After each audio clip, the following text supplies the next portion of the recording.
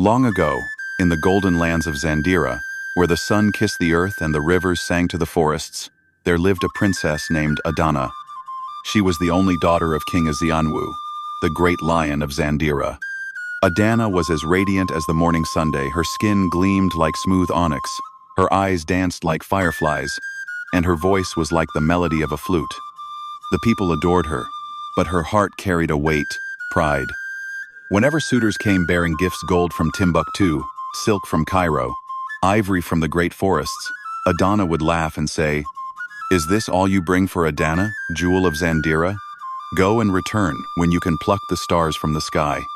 The court griots whispered, "Her pride will call thunder upon her." But Adanna would smile. The daughter of a lion does not drink from the same river as goats. The years passed, and suitors stopped coming. Adanna, still proud, announced, "I will only marry the man who brings me 3 gifts: a cloth woven from moonlight, a necklace of stars, and water from the river of dreams." The elders shook their heads and spoke in proverbs. The snail that laughs at the tortoise forgets its shell is heavy. But Adanna's heart was deaf to wisdom. One evening, as the drums echoed across Zandira, a tall stranger entered the palace. He wore a cloak as black as midnight, and a crown of gold so bright it blinded the eye. His voice was smooth like palm wine. "I am Oba of the Dusklands. I have heard your challenge, princess." He raised his hands, and there it was.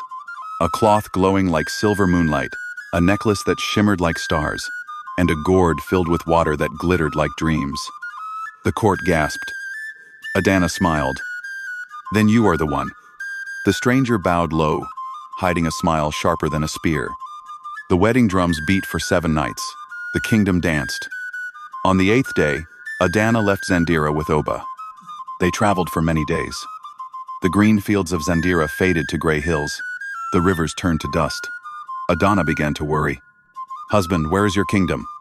Oba's voice grew colder. "Beyond the mountains, where night never ends."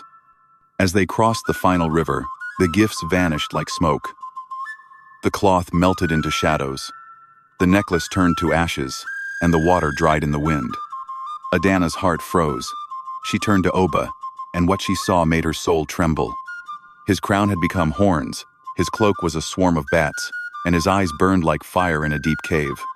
"You asked for the impossible, and the impossible has a price," he hissed. Adanna had been taken by Oba, the Shadow King, ruler of the underworld. In the Dusklands, the air was cold, and the ground was bones.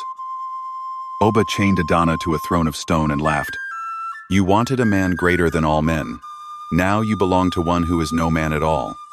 Adanna wept and cried to the spirits, "Oh, ancestors, save me." But the spirits answered, "Pride closed your ears to wisdom, Adanna. Now learn." For 7 moons, Adanna served in Oba's dark halls, her beauty fading, her laughter gone.